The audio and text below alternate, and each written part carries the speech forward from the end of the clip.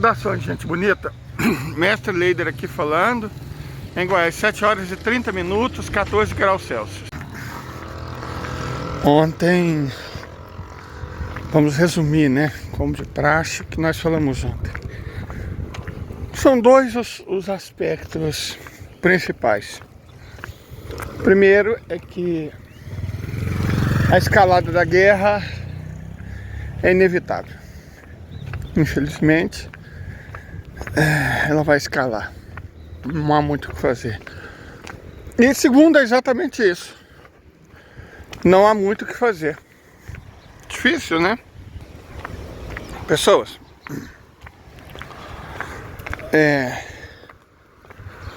Eu não entendo bem, de verdade, o que passa na cabeça da liderança americana. Certo? Mas eu tive uma dica. Quem acompanha nosso canal há algum tempo sabe que nós temos predileção por dois economistas em particular, Michael Woodson e David P. Morgan. Então, foi exatamente David P. Morgan que disse isso aqui.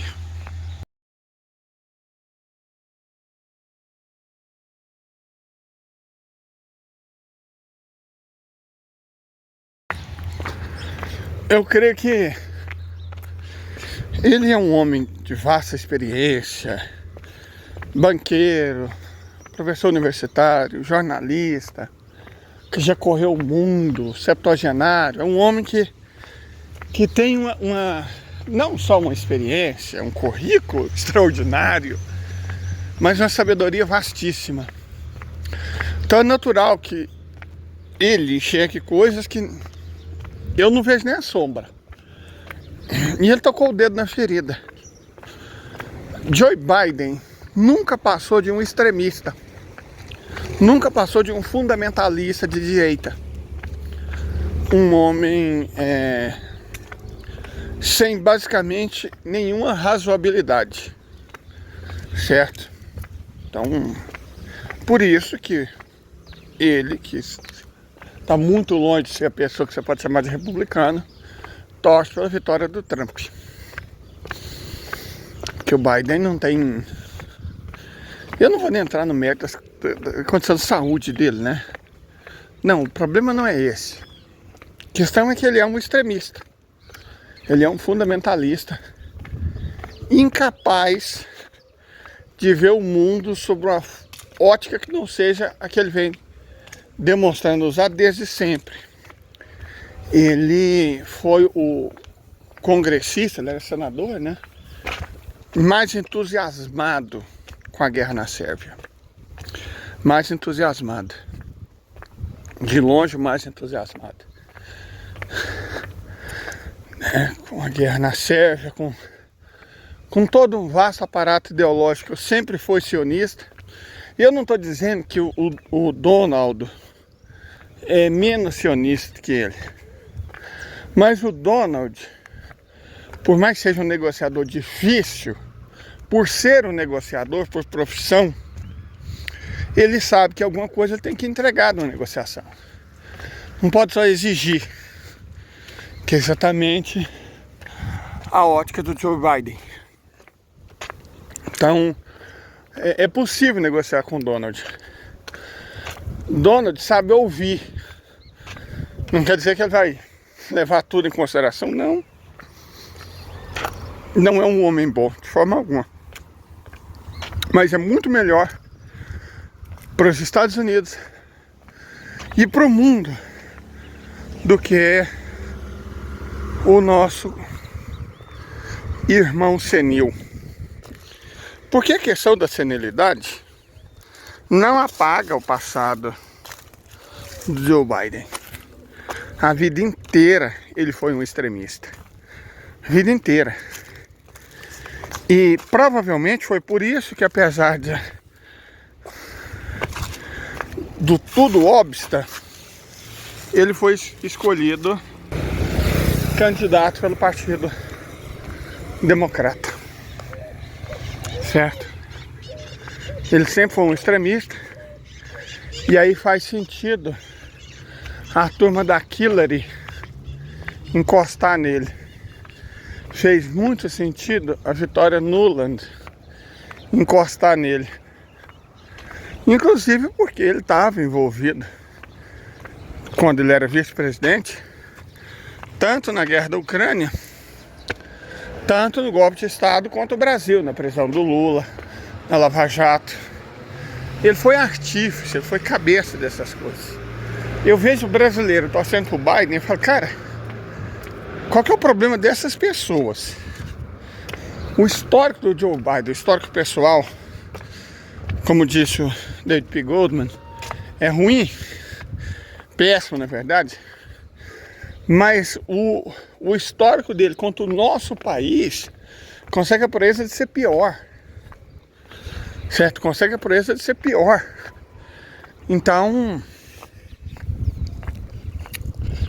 o Joe Biden não sei o que, cara, a ideia de apresentar os democratas como uma espécie de solução, ela não encontra fundamento na realidade. Sabe, de verdade ele não encontra. Não é assim. Como eu já disse em outras lives, foi democrata o presidente que conduziu os Estados Unidos à Guerra Hispano-Americana. Foi democrata o presidente que conduziu os Estados Unidos à Primeira Guerra Mundial. Foi democrata o presidente que conduziu os Estados Unidos à Segunda Guerra Mundial. Foi democrata o presidente que conduziu os Estados Unidos à Guerra da Coreia e à Guerra Fria. Foi democrata o presidente que conduziu os Estados Unidos à Guerra do Vietnã. Foi democrata o presidente que conduziu os Estados Unidos à Guerra do Afeganistão. Foi democrata o presidente que conduziu os Estados Unidos às guerras na Síria e na Líbia. E foi democrata o presidente que conduziu os Estados Unidos na direção da guerra contra a Rússia na Ucrânia. Então, com exceção das guerras do Golfo, porque é uma coisa que aqueles texanos burros, nascidos em Nova York, pai e filho, entendem. Os republicanos, por serem mais conectados ao setor produtivo, industrial, não quer dizer que eles são boa bisca, não. Mas quando eles entram em guerra é por recursos. Isso tem um motivo. Os democratas não. Os democratas, como eles trabalham ao mesmo tempo o setor financeiro, para o complexo industrial militar,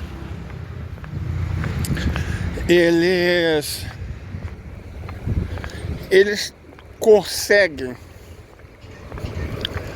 transformar os Estados Unidos na quase definição de uma máquina imperialista clássica, certo? Eles não têm pruridos, eles não veem impedimento em nada, correto? Então, assim, para o mundo, os democratas são uma ameaça muito maior do que os republicanos. Então, por que as pessoas, de um modo geral, tratam os democratas como se fosse uma coisa boa, melhor do que os republicanos? Porque elas cometem uma série de equívocos, e equívocos graves. Primeiro, eles ignoram o fato de que não existe esquerda nos Estados Unidos. São todos contra a classe trabalhadora e todos contra o sul global. Mas na cabeça dessas pessoas, por supostamente defender minorias, tipo LGBT, adotarem políticas coloristas e cota, os democratas seriam uma espécie de esquerda. E a fonte disso, dessa crença, é o próprio Partido Democrata. Eles foram muito inteligentes em usar a ideologia a favor deles, certo? Sabe, eles foram muito inteligentes. Olha que gracinha. Aqui era um bordel. Foi um bordel por uns 100 anos. Você pode ver que é um prédio muito antigo. E as putas pobrezinhas, elas sempre alimentaram os cães e os gatos, sempre, sempre. Quanto que era um bordel, nunca ficou sem ração e sem água, igual vocês viram ali. E aí, bom, o prédio foi desocupado, né? A função dele é outra, mas as pessoas continuam alimentando os cães e os gatos, principalmente os cães.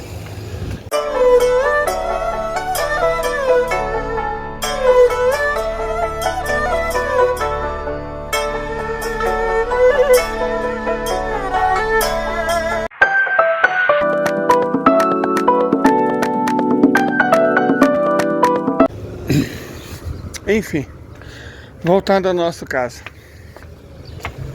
Então as pessoas acreditam de alguma forma que os democratas são de esquerda, que os democratas representam um avanço por conta do identitarismo, né, o oqueísta, por conta do colorismo.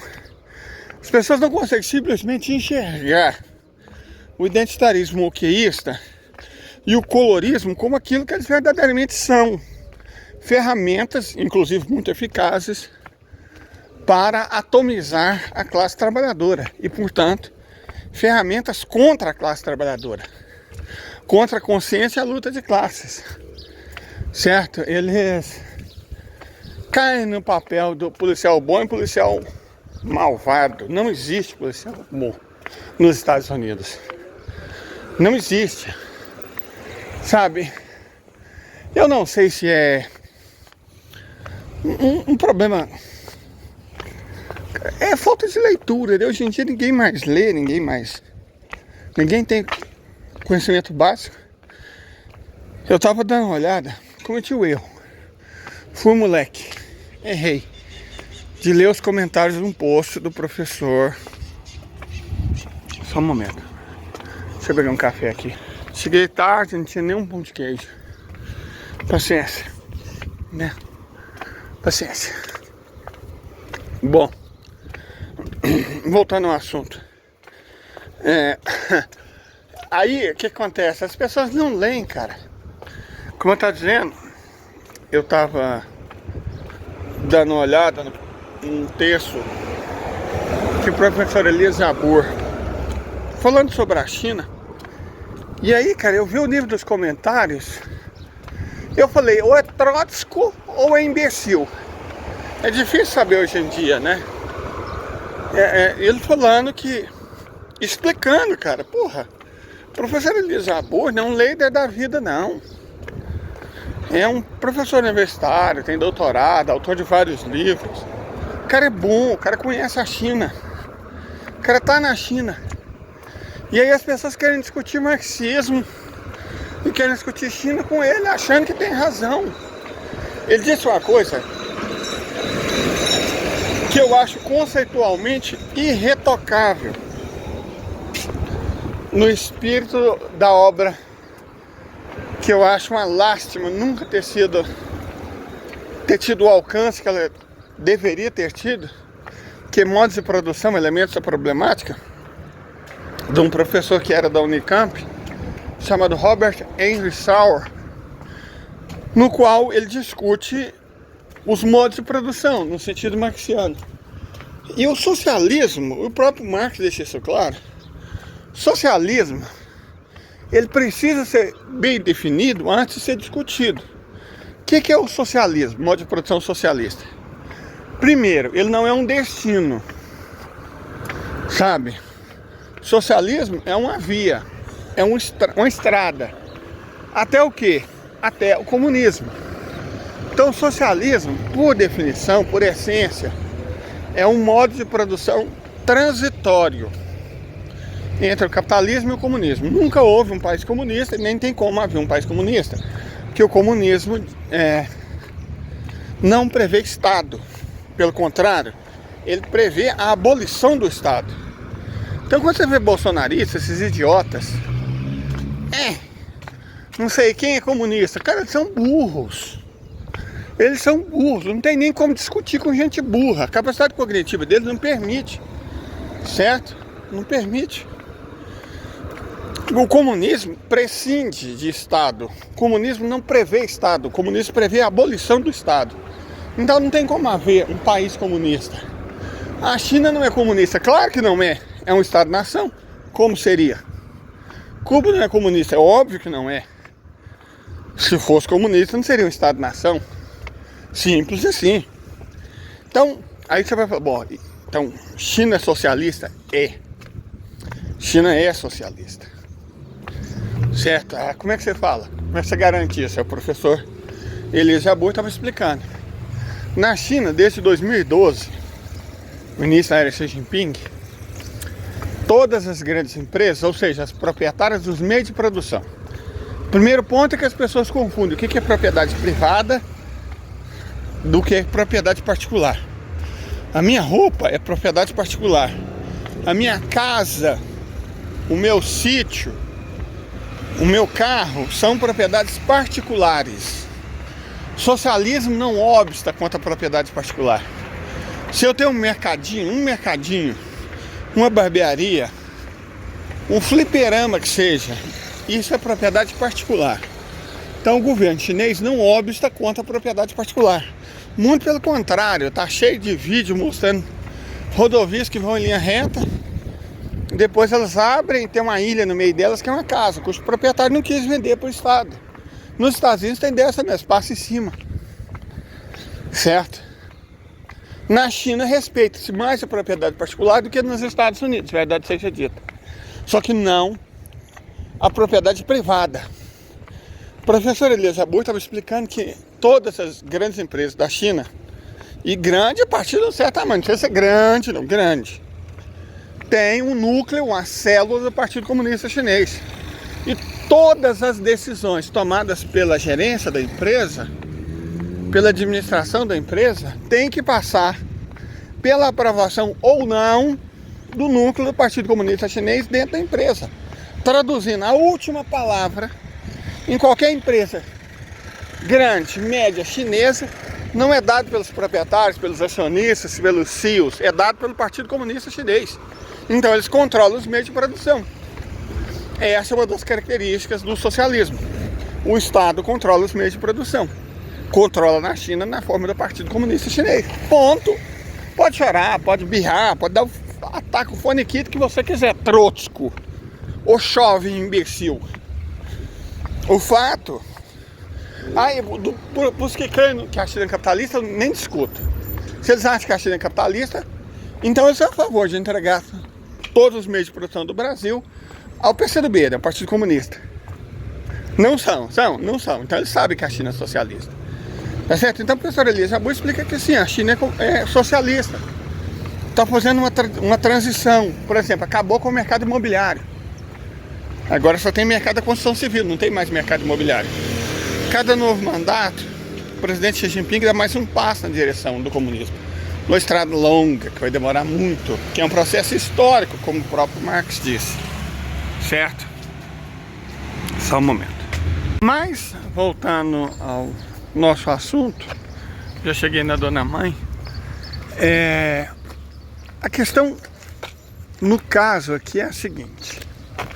Por que nós gastamos tanto tempo definindo o que é o socialismo?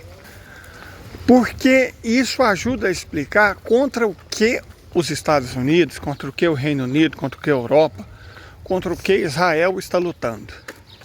Contra o que eles lutam. Não é contra quem? Contra quem a gente sabe, contra o quê? A coisa que eles mais detestam é soberania. Mais do que socialismo, comunismo, nacionalismo, patriotismo, o que eles mais odeiam é soberania, é independência. Se você for reparar, a lógica do Ocidente, e aí não faz diferença se é democrata, se é republicano, se é trabalhista, se é conservador, não faz a mínima diferença. Se é identitarista, se é woke, se é colorista. A lógica deles é dizer, é ditar, é impor ao mundo o que fazer. Um sistema de norma, de padrão, de valor. Ó, isso é o certo, aquilo é o errado. É o que eles fazem. O que é o wokeísmo? O que é o identitarismo? É essa tentativa de implantar valores que são os do Partido Democrata, que são aqueles criados na Universidade de Colômbia, na Universidade de Stanford, para o mundo inteiro. O certo é isso, o errado é aquilo. O nosso conjunto de valores é o melhor. Se você não concorda, aí você tem aquela panaceia, né? Que é a antipanaceia, o mal absoluto, você é fascista, ou você é misógino, você é homofóbico, ou você é transfóbico. É o ad hominem. Eles nunca debatem a questão, nunca se debate o mérito. É sempre a pessoa. Faz sentido eles trabalharem com a noção de corpo, que deveria ser adotado só por necrotério, né?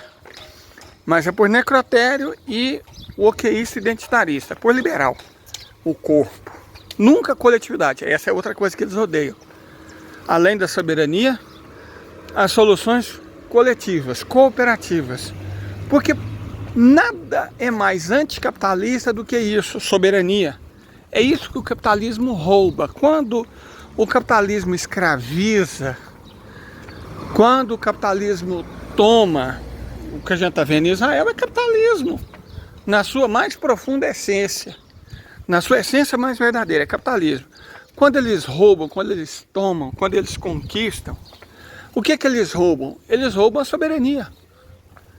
O que que eles combatem? A coletividade. Porque o indivíduo não pode fazer nada contra o capitalismo. Por isso que o liberalismo é a doutrina por excelência do capitalismo. Porque é o indivíduo que conta. Não existe sociedade. Margaret Thatcher deixou isso claro. Na visão dela não existe sociedade. É claro que não existe. Porque a sociedade, o conjunto das pessoas, a coletividade humana, pode se levantar contra eles. O indivíduo não. O indivíduo, diante do capitalismo, é só uma vítima. Mas muda o nome de vítima para liberdade e touché, você tem a definição do liberalismo. Então a questão não é contra quem o Ocidente luta. Isso todos nós sabemos. A gente tem que prestar atenção é contra o que eles estão lutando. Certo? É contra o que eles lutam.